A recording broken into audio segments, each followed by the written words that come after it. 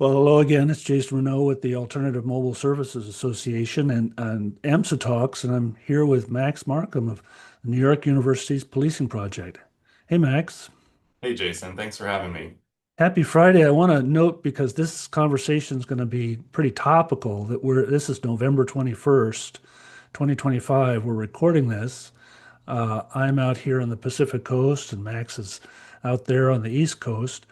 Um, but Max, why don't we start this by you're telling me a little of your journey, how you got to this position here. Who are you, and how'd you get here with the New York University Law School and the policing project? Thank you for having me, first of all. I am the executive director of the Policing Project, which is an advocacy organization, though technically structured as a center within NYU Law School. I also happen to be an alum of the law school and a native New Yorker. So I grew up not too far actually from NYU's main campus in sort of the East Village area between Midtown East and the East Village. So I've been in New York City and Manhattan in particular my whole life. After graduating from university, I came back to the city, worked in local government. Fun fact, my mom was an immigrant, so was raised by a single parent. I'm an only child, so I didn't have any connections to politics or even the legal world, judges, lawyers. I didn't have any of those in my family. But one value that my mom instilled in me was the value of public service. And I Hmm. remember very vividly growing up, my mom was involved in our tenants union. We lived in a rent stabilized apartment in a program called Mitchell Lama. So any New York nerds will know that program, but it's essentially a program for middle income people.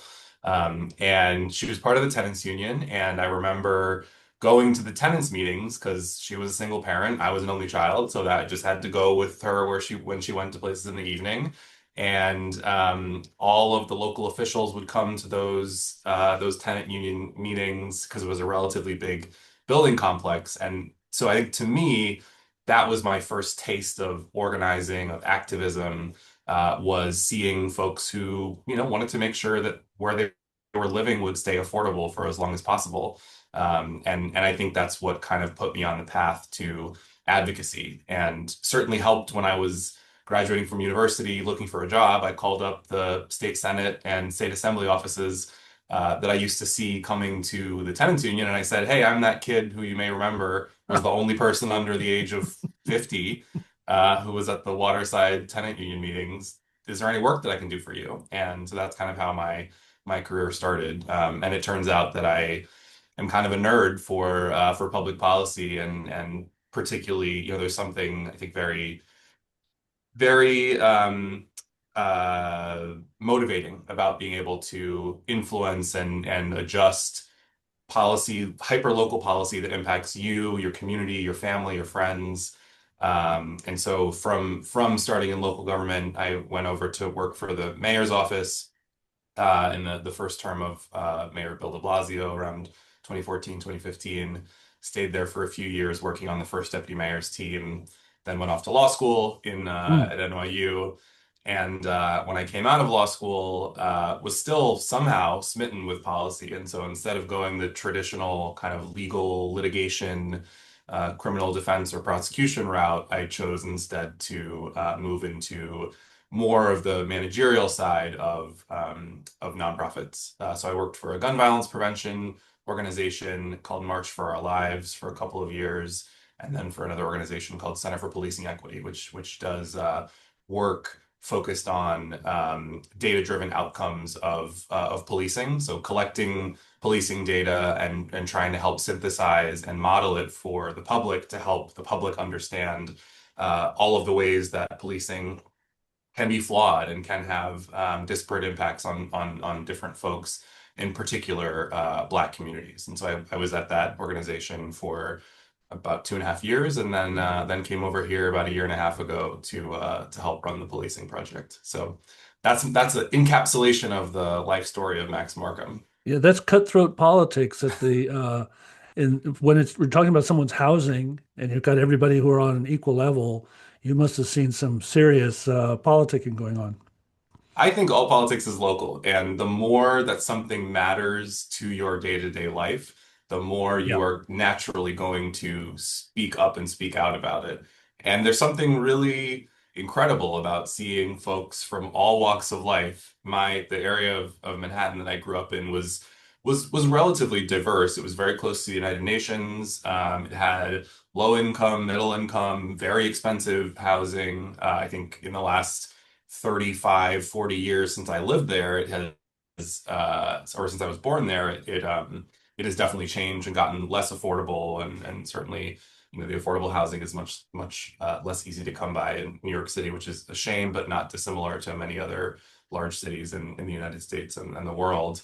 But yeah, this is really nothing more local than your own affordability, your own house, your own groceries, and anything that has an impact on that is something that people care about. Tell me about the policing project. This is a big organization by advocacy standards, and you're doing a lot of different things.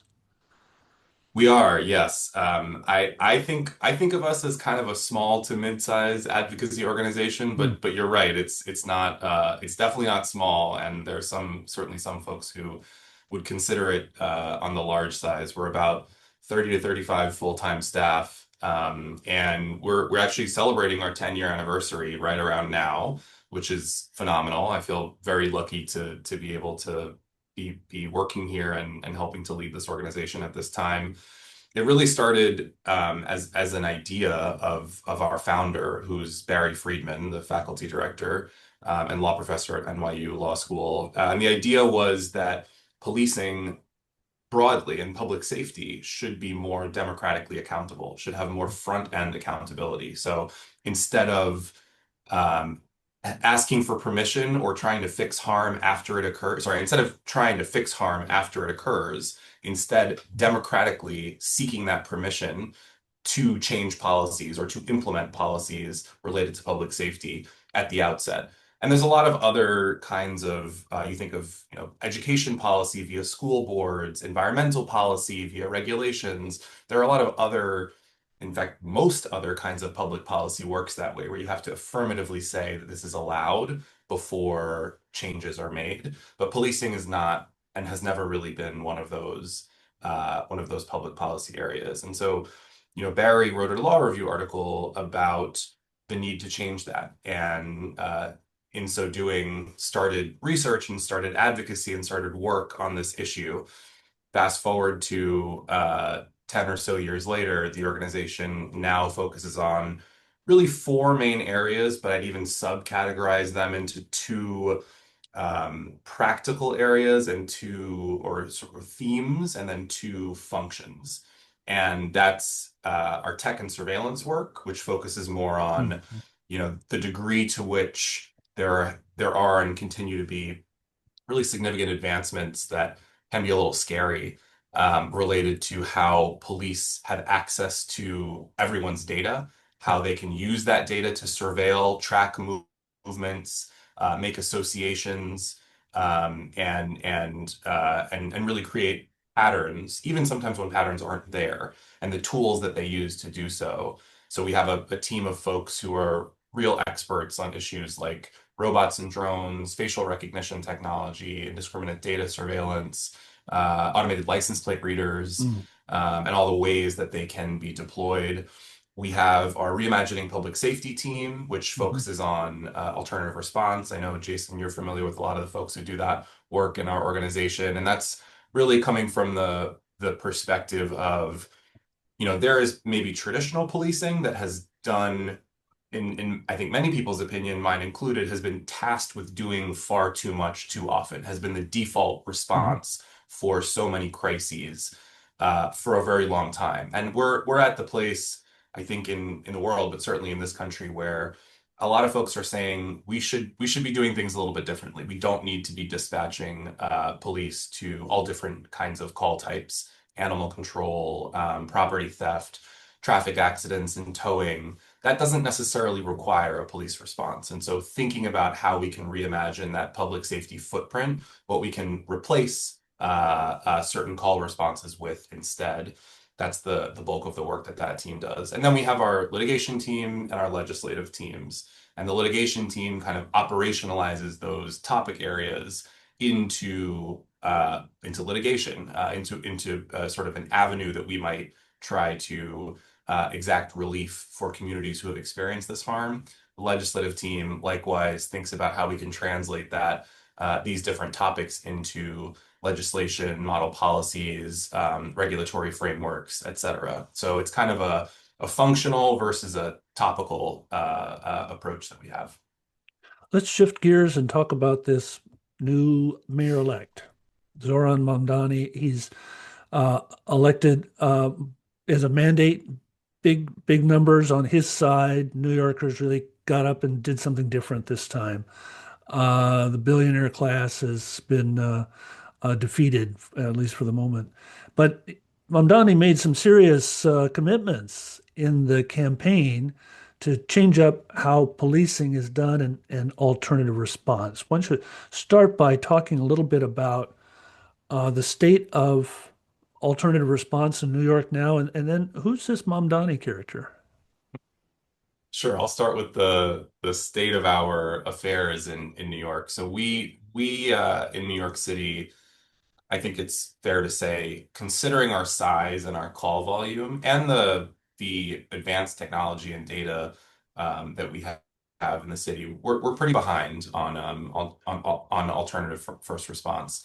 And there was actually an audit not too long ago by our city controller that essentially said exactly that there are a bunch of different call types that, despite there being a program in existence, are not getting the appropriate response and instead are getting diverted to or sent as a default to law enforcement, to NYPD. Our landscape in New York City right now, we have a program called Be Heard, which operates, I believe, if not 24/7, close to it. I know it operates every single day of the week. It may not be 24 hours a day. It operates only in certain jurisdictions. There's quite a few jurisdictions in the Bronx, in Upper Manhattan, and some other jurisdictions around the city, but not every jurisdiction. It's not Mhm. fully citywide. It's operated jointly well, actually, it was operated jointly by so you're getting some hot news off the presses, by both the hospitals agency and the fire department. The current administration, not the new administration, announced last week that that's going to be fully shifted over to the hospital system called H&H. Okay, But making there's news here. yeah, breaking news as of a few days ago. But of course, there's oversight. There's interagency operability and oversight from the mayor's office and deputy mayor of Health and Human Services. Be Heard cannot be, I believe, as of now, requested directly by 911 callers. It is dispatchers who determine the eligibility Hmm. based on circumstances of the call and location. I think the program has been around for quite at least 3 or 4 years. I want to say it was started in 2021, but you may want to fact check me on that. And right now, as the audit from the summer points it out, Be Heard is not responding to, I think, even 50% of the calls that it is eligible for, meaning 50% of the calls that are routed to it. Based on eligibility, meaning circumstance of the call Mhm. and location. Um, so there's a lot more, I think is the short answer that Be Heard and other programs could be doing. And I think a part of what would help expand those programs is a greater investment. I think, frankly, the program has been scaled, right? New York City is a city of almost 9 million people. It's geographically relatively large, although not as gigantic as a place maybe like Los Angeles or some other of our big cities geographically. But and it really does serve a large number of people, and that investment in staffing and staff time and coverage and in location really does need to be evaluated, and the investment should be certainly increased. I There's remember also when I remember when Be Heard was just getting started, I was talking to some mayor staff, and they said, "Well, we're just going to start it in this 10 square block area." And I said, "Really? Come on, be a little bit more ambitious than that." And then I thought about, population. We were trying to put together the same kind of program in Portland. 10 square blocks in New York is the population of my city. I believe it. So all the numbers have to be sort of recalculated for New York. Just Yes. getting around is Getting around is a complicated. huge issue, right? I mean, our traffic is nuts, and we have a really robust system of public transit, right? We not only have the subway, we have buses and we have bus lanes. So thinking about how to provide the right emergency services with the right permissions at the right time of the day to get from point A to point B, navigating all the different teams. If you're, 10 blocks away, we use blocks in New York City, and I always assume that everyone knows what that means, but that's less than a mile away. uh, you might actually not be able to get to the location because of dense traffic within, a reasonable amount of time, 10 minutes, 15 minutes. So no, that's totally right. New York has a lot of very unique attributes that make expansion maybe not more difficult, but just something that needs to be evaluated in the context of the greater New York system. I will And also say, in addition to Be Heard, there are co-response teams and mobile crisis teams in New York City. Of course, the mobile crisis teams are referral. I believe they operate roughly 7 days a week. More limited hours than Be Heard. Co-response is something that the current administration has invested more money in, that's housed within the New York Police Department, with support from the Department of Health and Mental Hygiene. And again, are focused more to address pre and post crisis rather than tapped into 911. hmm, so we got into this business to fix the cops, and it turns out 911 needs a lot of help too. Sure does. And we have a robust system of 311 as well, where Ah, folks, and that it takes on a lot of different. I actually just used 311 a few days ago for a traffic light that wasn't working on my block. But we've got a robust system of online reporting that includes going to 311.gov, I want to say, and also using apps. I have the 311 app. It's very easy. You can report quality of life issues. Obviously, think non-emergency things like homelessness, encampments, cars that need towing, graffiti, traffic lights that need to be fixed, vermin, variety of different, to use the term, call types that you can list in 311. 311 has been operating in New York City for as long as I can remember, at least 20 years, maybe even longer than that. And it is. I remember from when I worked in city government. So again, this may be a little bit of an outdated opinion, but the folks who work at 311 are really, really knowledgeable, really dedicated, and have great data. They're very good at using and manipulating data to tell a story and to understand what's going on in the city. And I think that's probably an underutilized and underappreciated part of New York City bureaucracy. so tell us about Mamdani. He's elected. He takes office in January. He's meeting with Donald Trump today. Let's see if he gets out of that. As we Um, speak. as we speak, he's meeting with Trump. Uh, who's this? What's going on here? uh, Zohran Mamdani is currently an assembly member. I think he was elected in 2020, not that long ago. So he's, been a state legislator in Albany for, better part of 4 or 5 years, and launched his campaign for mayor with relatively little fanfare about a year, maybe a little over a year ago. I remember seeing a video of him running the marathon. We have, one of my favorite days in New York City is Marathon Sunday. And it's the first day after the clocks get turned back. So after you Hmm. fall back, you get an extra hour. Runs right outside my apartment. And there's this video of him running the marathon last year and nobody knowing who he was. And he was wearing a little, Zohran for mayor kind of thing. And it just puts into context the momentum, how that shifted. So between last year and June of this year, which was the Democratic primary, which he won, he went from barely polling to winning the election after ranked choice with well over 50% of the vote. So a little bit of a shock certainly to the political establishment in New York City, I think it's safe to say. And then subsequently went on to win the general election in this month or earlier this month with over 50% of the vote. He had a pretty ambitious, I think also safe to say, agenda of things that he wanted to change. We spoke a little bit earlier in this conversation about affordability. He had a lot of policy changes that spoke to the need to increase New York City's affordability.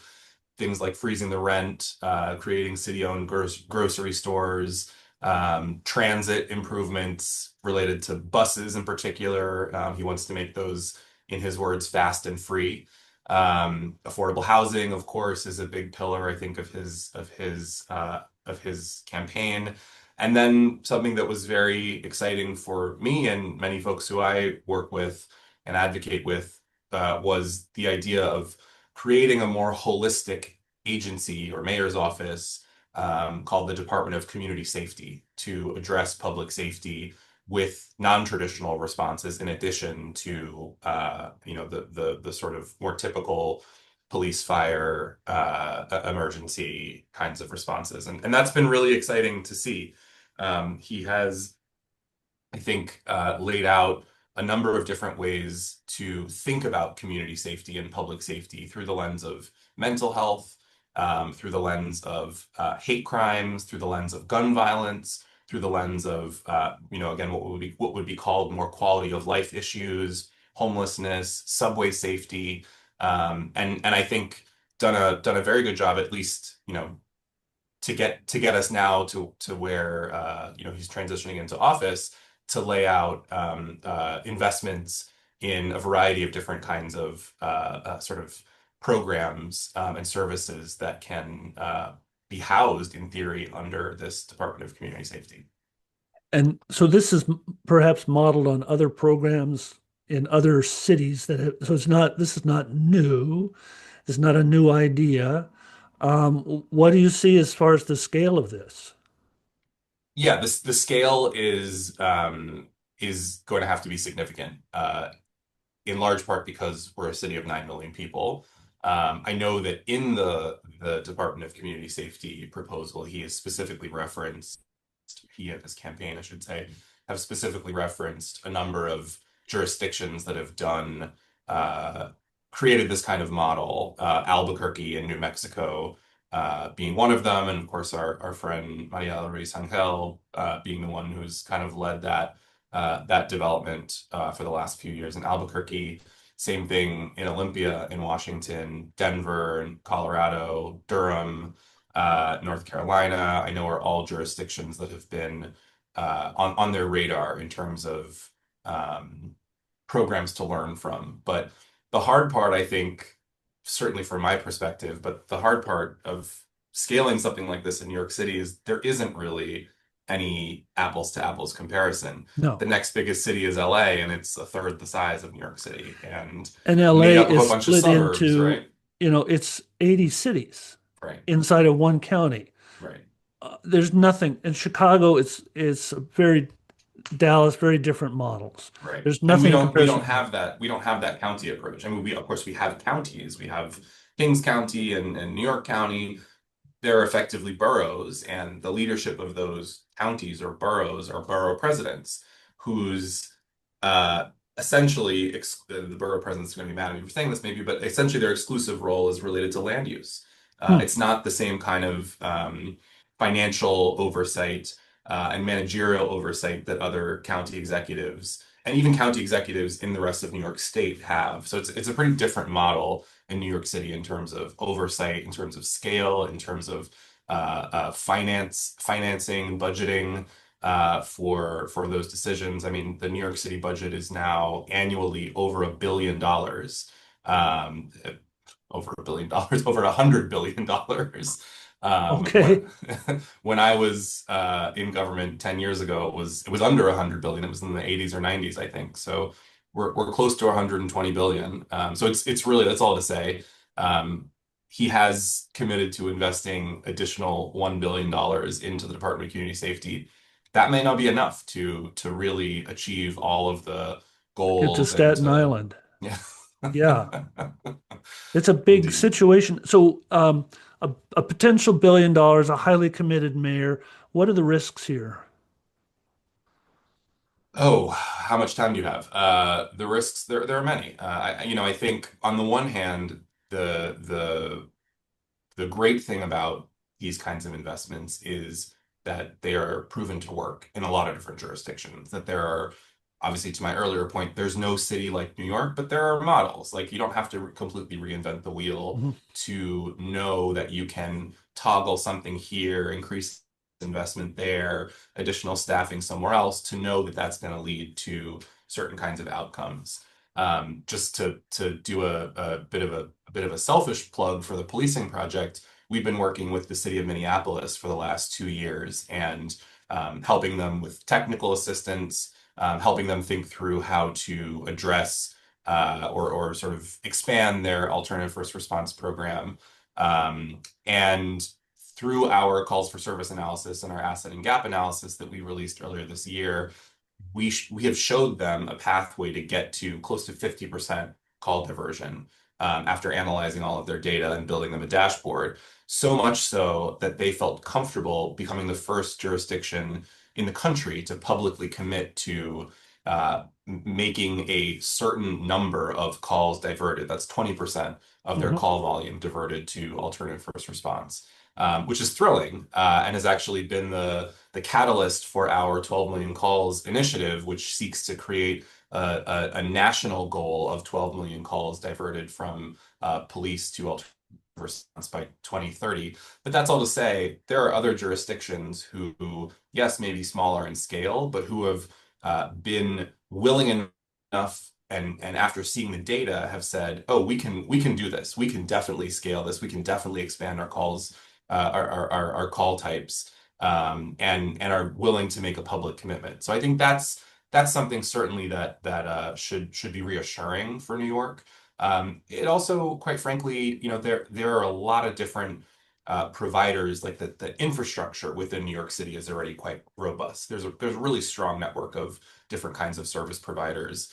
And there's money, there's a reason that the budget of New York City is in the hundred over 100 billion, and that's in part because the tax revenue is there. New York City is a relatively high tax, although some would argue not enough, relatively high tax jurisdiction.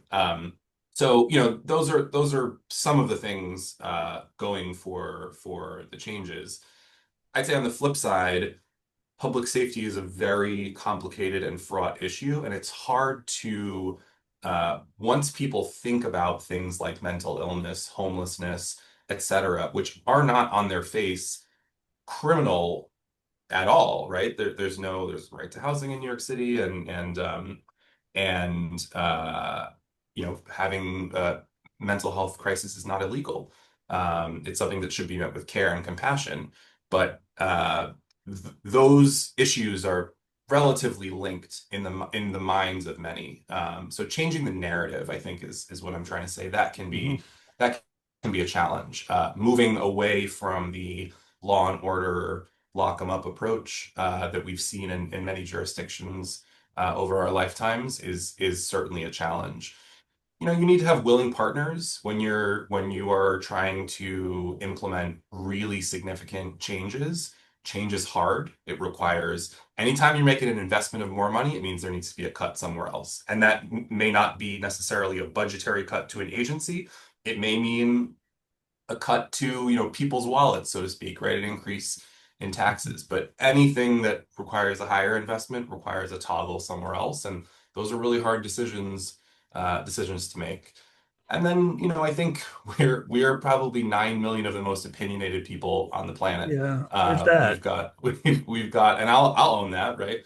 We've got the New York Times, the Daily News, the New York Post.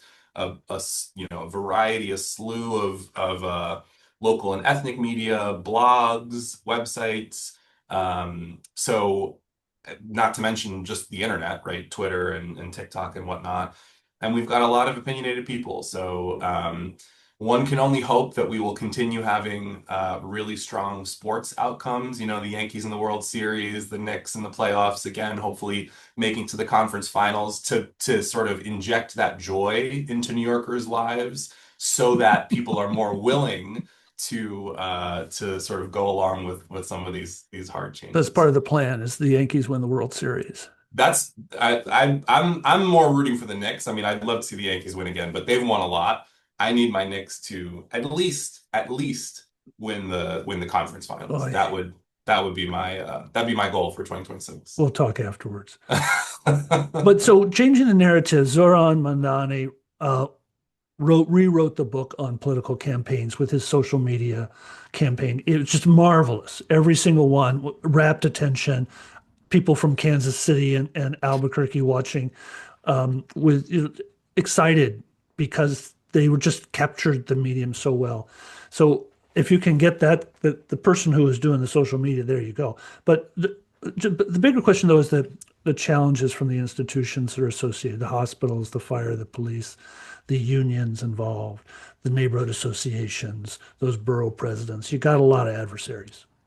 No doubt, no doubt. And we have, I think it's a great thing. We have a pretty hyper local representation in New York City, and that's I think a natural result of having such a densely populated city of 8.5, 9 million people. So we have, obviously mayor, but then the governor, the state system, where for many issues, particularly education, transit, speed limit kinds of decisions, you have to go up to Albany, even as a mayor, and that's always Mhm. a fun day of the year when you see the mayors go up to Albany, and I think it's called like Tin Can Day or something, colloquially, where they're essentially going up to Albany and saying, "Can I please have these budget line items to do these things that I care about?"